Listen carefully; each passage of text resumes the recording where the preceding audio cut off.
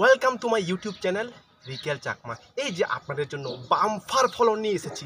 ছাদ বাগান করে আজকে আমি খুবই বাম্পার ফলন পেয়েছি। আপনারা যদি আমার টিপসটি ফলো করেন তাহলে আপনারাও বাম্পার ফলন পাবেন। সবাই মিলে ছাদে বাগান করেন আর এরকম বড় বড় লাউ উৎপাদন করেন। সকলকে জু জু এবং পাতুরু তুরু, আশা বিশ্বাস করি আপনারা সকলেই ভালো আছেন। আজকে আপনাদের সামনে হাজির হয়েছি একটি আরও সুন্দর একটি ভিডিও নিয়ে। এই যে আপনারা দেখতে পাচ্ছেন, আমি 3 তলা ছাদের উপরে আমি লাউ শাক লাগিয়েছি। এই যে বিগত 3 মাস ধরে আমি এই লাউ শাকগুলো লাগিয়েছি, যে এখন কত বড় বড় হয়ে গেছে আপনারা দেখেন। এই যে কত সুন্দর, এগুলো হচ্ছে আমার শাক। এখানে 1 2 3 4 এই যে 3টা, আপনার এখানে 3টা লাউ চারা আছে আর মিষ্টি কুমড়া চারা আছে এখানে 3টা। এই যে এখানে আছে একটা মিষ্টি কুমড়া শাক, এখানে একটা, তারপরে ওই যে কোনায় হচ্ছে একটা লাউ চারা। এদের বয়স একটু কম, এদের বয়স আড়াই মাস হবে। কিন্তু এই যে এদিকে যে লাউ চারাগুলো আছে, লাউ শাকটা আছে, এটা কিন্তু 3 মাস পূর্ণ হয়ে গেছে। আর অলরেডি কিন্তু এটা হচ্ছে হাইব্রিড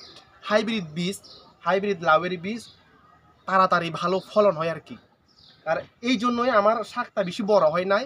সব শক্তিগুলো, এই যে লাউ ধরছে, এই লাউগুলো সব শক্তিগুলো টেনে নিয়ে গেছে। আর শাকটা লম্বা হইতে পারে নাই, আর নতুন নতুন আগা বের হইতে পারে নাই। কিন্তু লাউগুলো কিন্তু বড় হয়ে গেছে। 3 মাসে যে মানে অভাবনীয় ফলন পেয়ে গেছি আমি খুব অবাক হয়ে গেছি। আর আমি আপনাদেরকে যে লাউ দেখাচ্ছি, আমি এই যে এখানে লাউ ধরছে, এখানে মোট 3টা বড় বড় লাউ আছে। এই যে আপনারা দেখেন, এই যে লাউ, এই কাছে থেকে একটু দেখাও। এই যে কত সুন্দর লাউ, ওয়াও! এই যে কত সুন্দর লাউ। এই যে তারপর আরেকটা দেখাচ্ছি। এই যে পাশে, এই যে এখানে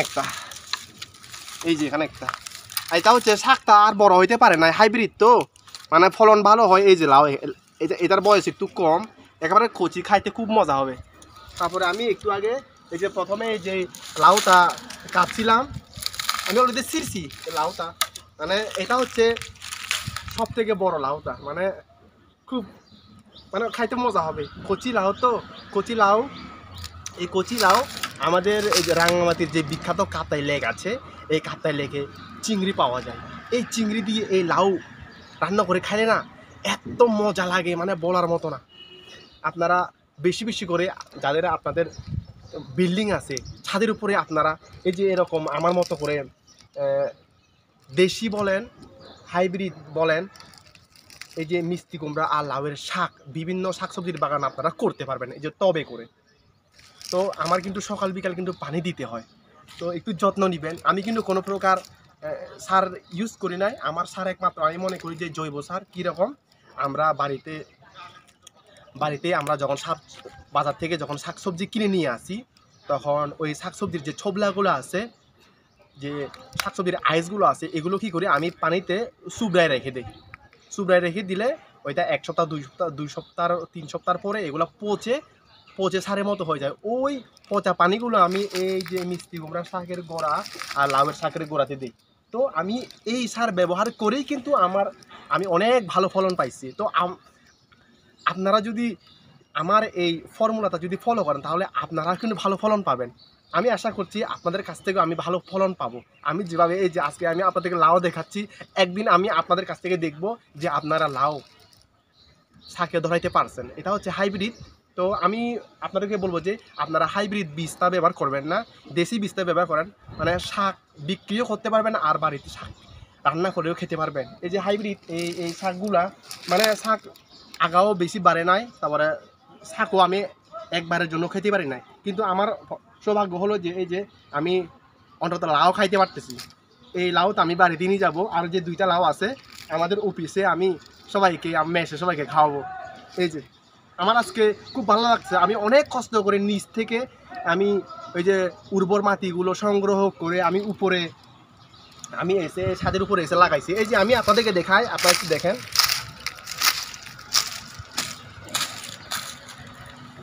এটা হচ্ছে একটা বাজারের ব্যাগ।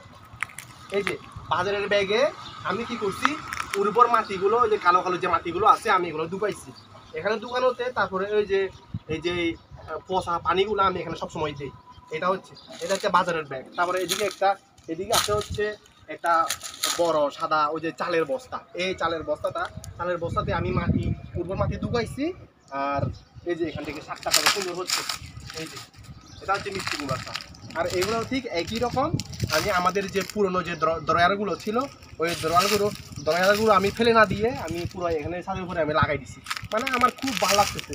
তো আমার ফর্মুলাটা আপনারা সকলে ব্যবহার করুন আর আপনারাও লাভবান হন।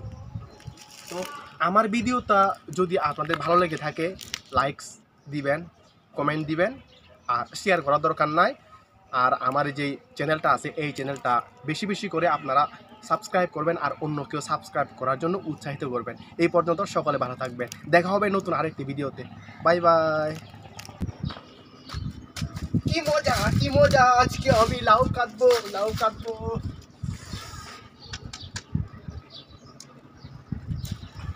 এই যে পেয়ে গেছি।